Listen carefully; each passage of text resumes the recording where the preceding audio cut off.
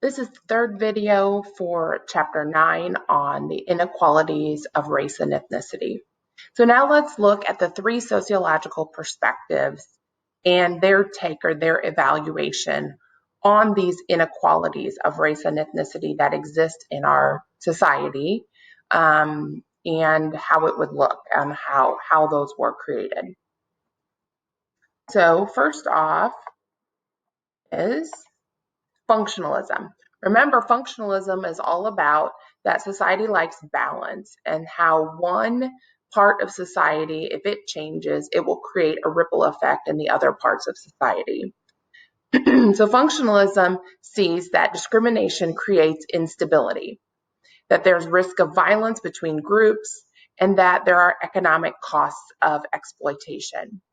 So what that means is when we have these inequalities of race and ethnicity, it causes risk of violence between groups. And when you think about violence, think about the acts that are committed against people based upon what they look like.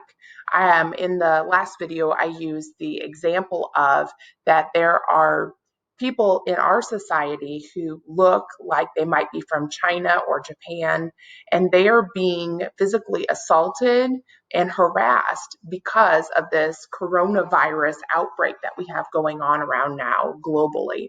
If you turn on the news, there's been reports that some have been beaten up, they've been spit on, they've been harassed by email, phone, social media. Those are all examples of discrimination and really hate crimes for those groups of people. So it causes a risk of violence. Think about the economic costs. When you have a group of people who are not valued as much as other groups, we could compare people of Latino backgrounds to white. The Latino group is less valued here in our culture, and a lot of them have trouble getting jobs or people to take them seriously. They usually work in lower wage jobs because of the way that they look. That's what we're talking about when we're talking about the economic costs of exploitation or people being not valued as much as others. So symbolic interactionism. Remember how when I talked about the process of slavery and how the norms that were created to create the foundation of slavery were created, and those ideas were learned. We teach them to our future generations. It's about that self-fulfilling prophecy. So if you watch the doll video and saw the children in the video and how they were making decisions between which doll was good and which doll was bad just based upon what the doll looked like, that is that self-fulfilling prophecy, all in that socialization process, that these norms, these value judgments are learned. And the last one is conflict theory. Remember, I briefly talked about conflict theory in the last video, that when two opposing groups and one group has a perception that they have less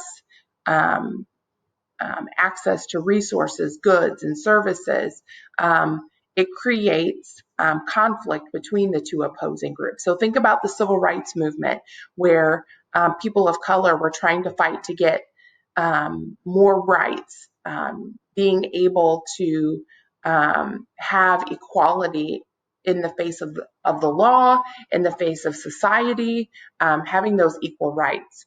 So it creates this process where discrimination is used as a tool to dominate. Think about the Ku Klux Klan and other white supremacist groups similar to that. What is their goal?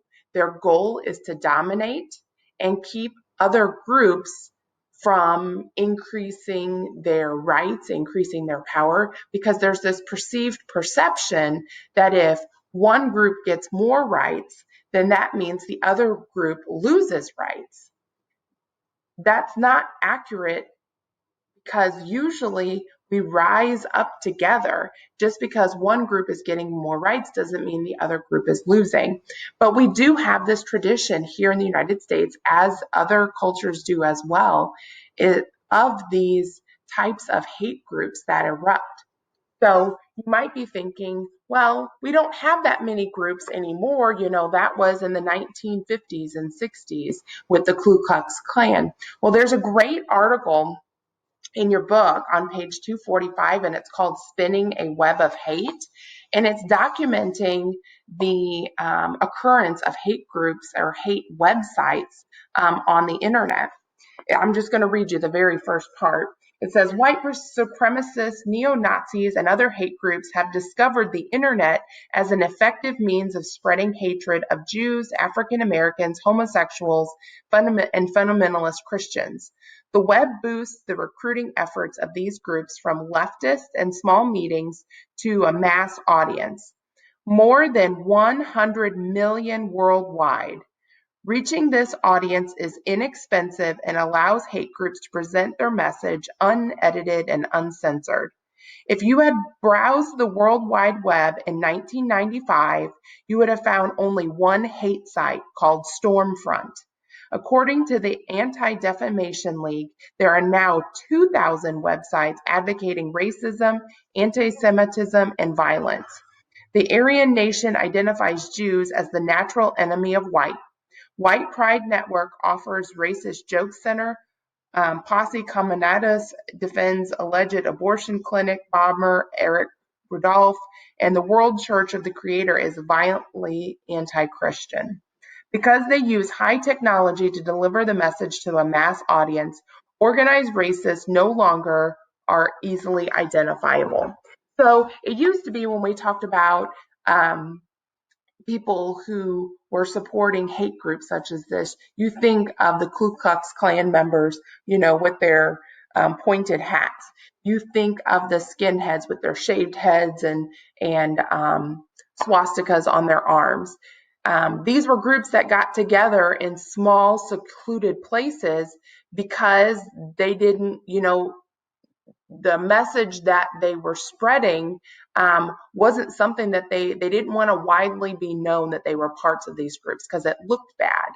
But now, due to being able to have the internet, people can join in and learn about these groups from the comfort of their own homes. So it's harder to identify people who might participate in these groups. And of course, they're still popular. I mean, this book, if you look at the publication date, it's probably 4 or 5 years old by now. And if we went from one website in 1995 to in the book saying that they have 2,000, can you imagine the number of websites that there are now? So usually when the economy is doing really, really well, membership in these types of groups goes down. But when people are in stressful situations and the economy is not doing well, participation in these types of groups goes up because they're looking for someone to blame for the struggles that they're having. So we're in a situation right now where our economy here in the United States is very shaky. And it's not just here in the US, it's across the globe due to this coronavirus that we're dealing with. So imagine what the response is going to be. Think about those people who look like they might be from China or Japan. Look at what they're facing now. What is going to be the ripple effect for this crisis that we're in? So that leads us to another discussion about institutional discrimination. So remember when you see at the bottom, it says it isn't easy to erase over 300 years of slavery and persecution, okay? So we have these roots in our country. We're trying to remove the roots. We're trying to lessen the amount of discrimination and prejudice, but it's still there. Why are these things problematic? Well, it's problematic because sometimes these roots get ingrained in things. They get woven into the fabric of our culture, and that's where institutional discrimination comes from. It's where unfair practices that are part of the structure of society and have grown out of traditionally accepted behaviors. So there's another article that you can read here in your book where it talks about people getting jobs, okay? And there's been multiple experiments done where the people who are running the experiment, they have two very similar um, resumes and applications, same type of education, same type of work experience. The only difference is the name of the person is different. One is a very traditionally white sounding name, and then the other one has a name that's a person of color. They submit it. And they have documented that people who have particular names do not get calls back. Okay, so that's just one example of how institutional discrimination can happen. Another example is our criminal justice system and the types of laws that are enacted. It's a tradition here in the United States that certain drug crimes have higher penalties than others. An example is crack versus cocaine. So people that were arrested for crack got way harsher punishments, you can look it up, than people who were arrested for having cocaine. Well, if you know any history or know about crack and cocaine, actually cocaine is more dangerous because it's more refined. But the difference is that the people that typically had crack were people of color versus cocaine were white people. So why? How does this happen? You can look back at the history of Jim Crow laws that were enacted all across the United States as a reaction to the Emancipation Proclamation. These are all examples of institutional discrimination where we have put things in place in our society that on the surface doesn't look so bad, but when you look at the history of how they got there and the norms that are supporting these things, it's shown that these are acts of discrimination.